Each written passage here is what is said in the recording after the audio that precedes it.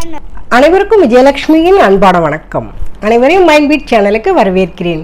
விக்ரமாதித்தன் கதைகள் தொடர்ந்து கேட்கலாம் நண்பர்களே. நிறைய பாடங்களை கற்றுக் கொடுக்கக்கூடிய கதைகள். மைண்ட்பீட் சேனலை ஆதரித்து வரும் அன்பான உள்ளங்களுக்கு மனமார்ந்த நன்றி. சோமவேதின்ற நாட்டை நீதி வம்சகீதுன்ற ஒரு அரசை ஆண்டு வர்றாரு.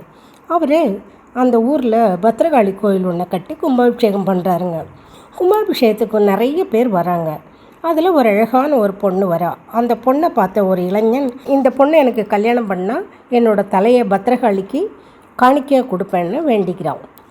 கொஞ்ச நாள் கழித்து அந்த இளைஞன் பொண்ணு வீட்டுக்கு போய் பொண்ணு கேட்குறாங்க. அவங்களும் சம்மதிச்சு அந்த பொண்ணையே கல்யாணமும் பண்ணிக்கிறான். கல்யாணம் முடிஞ்ச கொஞ்ச நாளைக்கு அப்புறம் ரெண்டு பேரையுமே பொண்ணோட அண்ணன் அவங்க வீட்டுக்கு கூட்டிகிட்டு போகிறாருங்க. அவங்க வீடு காட்டு வழியாக தான் போகணும். அப்படி காட்டு வழியாக போயிட்டுருக்கும்போது பத்ரகாளி கோயிலும் ஒன்று தெரியுது. பக்கத்தில் இருக்க குளத்தில் போய் 3 பேருமே தண்ணி குடிச்சிட்டு ஒய்ஃபுக்கிட்ட, அம்மா நான் பத்ரகாளி அம்மன் கோயிலை போய் கும்பிட்டுட்டு வரேம்மா, நீ இங்கேயே உட்காரு, நான் வந்து உன்னை கூட்டிகிட்டு போகிறேன் அப்படின்னு சொல்லிவிட்டு காளி கோயிலுக்கு போகிறாருங்க. அந்த வாலிபர் ரொம்ப நேரம் ஆகியும் வராதனால தங்கச்சி வீட்டுக்காரை போய் பார்த்துட்டு வரலான்னு அண்ணன் போகிறான். அண்ணன் போனால் அவனும் வரல. என்னடா இது, வீட்டுக்காரும் போனார், அண்ணனும் போனாங்க, 2 பேருமே வரலையேன்ட்டு அந்த பொண்ணும் போகிறாங்க கோவிலுக்கு.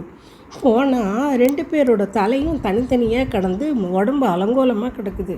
என்னடா இது, கோயிலுக்கு வந்து இது மாதிரி 2 பேரோட தலையும் தனித்தனியாக இருக்குதுன்ட்டு அம்மன்கிட்ட இருக்கிற அந்த கத்தி எடுத்து தானும் வெட்டிக்க போகிறான். உடனே காளிதேவி பிரசன்னமாகி, அம்மா நீ உன் தலையை வெட்டிக்காத, உனக்கு என்ன வரம் கேளு, நானும் கொடுக்குறேன் அப்படின்றாங்க. இறந்து போன என்னோடய அண்ணனும் என்னோடய வீட்டுக்காரும் உயிரோடு வேணும் எனக்கு அப்படின்றாங்க. உடனே காளிதேவி சொல்கிறாங்க, 2 பேர் தலையும் 2 பேரோட உடம்புலையும் வச்சு இந்த தண்ணி தள்ளியை அவங்க உயிரோடு வந்துடுவாங்க. இந்த பொண்ணு பதட்டத்தில் அண்ணன் தலையை வீட்டுக்காருக்கும், வீட்டுக்காரோட தலையை அண்ணனுக்கும் மாற்றி வச்சிடுது.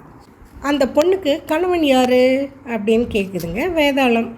நீங்கள் சொல்லுங்கள், இந்த 2 பேரில் யார் அந்த பொண்ணுக்கு கணவன் ஆக முடியும்? இப்போ விக்ரமாதித்தன் என்ன பதில் சொல்கிறாருன்னு பார்க்கலாங்களா? கண்ணு முழிச்சு பார்த்து 2 பேரில் யார் மனைவின்னு சொல்லிட்டு அந்த பொண்ணை கூப்பிடுறாங்களோ அவங்க தான் கணவன் சொல்கிறாருங்க விக்ரமாதித்தன். உடனே வேதாளம் பறந்து முருங்கை மரத்தில் ஏறிடுச்சு.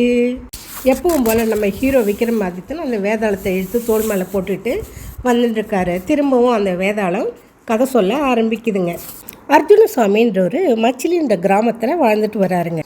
அவருக்கு தெய்வசாமின்னு ஒரு பையனும் சோமபிரபைன்னு ஒரு பொண்ணும் இருக்கிறாங்க. சோமபிரபை பெரிய பொண்ணான உடனேயே கல்யாணம் பண்ணணுமேன்ட்டு அதுக்கான முயற்சியில் இறங்குறாரு அப்பா அவர் என்ன நினைக்கிறாருன்னா, சோமபிரபையை நல்ல ஞானிக்கோ இல்லை ஒரு வீரனுக்கோ தான் கல்யாணம் பண்ணி கொடுக்கணும்னு அப்பா முடிவு பண்ணுறாரு.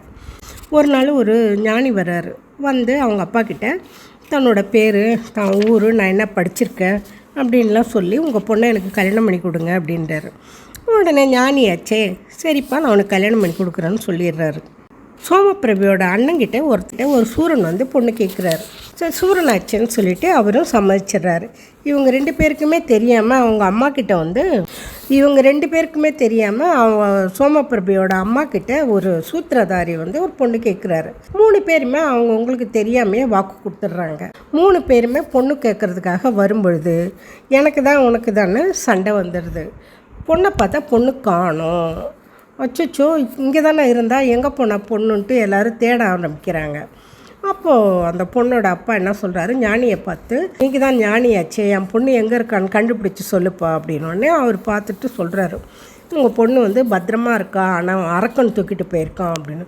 ஐயோ அரக்கன் தூக்கிட்டு போனால் என் பொண்ணு என்ன ஆகுது? அரக்கன் காட்டில் கூட்டிகிட்டு போய் பத்திரமா தான் வச்சுருக்கிறான்.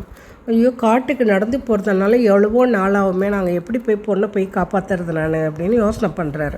சூத்திரதாரி சொல்கிறாரு, நீங்கள் ஒன்றும் கவலைப்படாதீங்க, காட்டுக்குள்ளே என்னாலையும் போக முடியும், காட்டுக்குள்ளே போகிற மாதிரி ஒரு விமானம் நான் தயாரிக்கிறேன் அப்படின்னு சொல்கிறாருங்க சூத்திரதாரி. சூரன் அந்த விமானத்தில் நான் போய் அந்த பொண்ணை காப்பாற்றி கூட்டிகிட்டு வரேன்னு சொல்லிட்டு சபதம் செய்கிறாரு. கொஞ்ச நேரத்தில் சூத்திரதாரி ஒரு விமானத்தை தயாரிக்கிறாரு. சோமபிரபை இருக்கிற இடத்த கண்டுபிடிச்சி சூரன் போய் அந்த அரக்கன்கிட்ட சண்டை போட்டு அவளை கூட்டிகிட்டு வந்துடுறாருங்க. இந்த பொண்ணை வந்து கல்யாணம் பண்ணிக்கிறதுக்கு 3 பேருக்குள்ளே போட்டி வந்துருச்சுங்க. வேதாளம் கேட்குது, இந்த 3 பேரில் யார் அந்த பொண்ணை கட்டிக்கணும்? நீங்கள் என்ன நினைக்கிறீங்க ஃப்ரெண்ட்ஸ்? சரி விக்ரமாதித்தன் என்ன சொல்கிறாருன்னு பார்க்கலாம். பொண்ணு இருக்கிற இடத்த தன்னோட ஞான பார்வையால் கண்டுபிடிச்சது ஞானியோட திறமை தான்.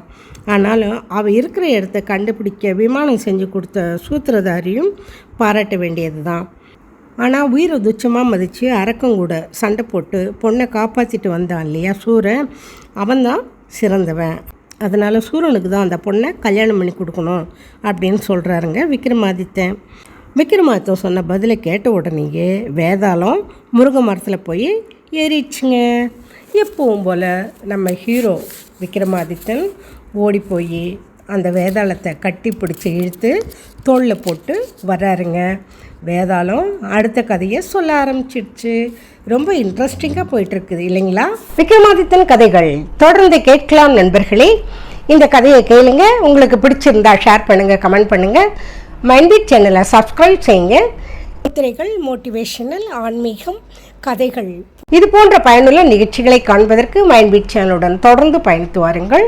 மீண்டும் அடுத்த நிகழ்ச்சியில் சந்திப்போம் நண்பர்களே. என்றும் உங்களுடன் மைண்ட்பீட் சேனல்.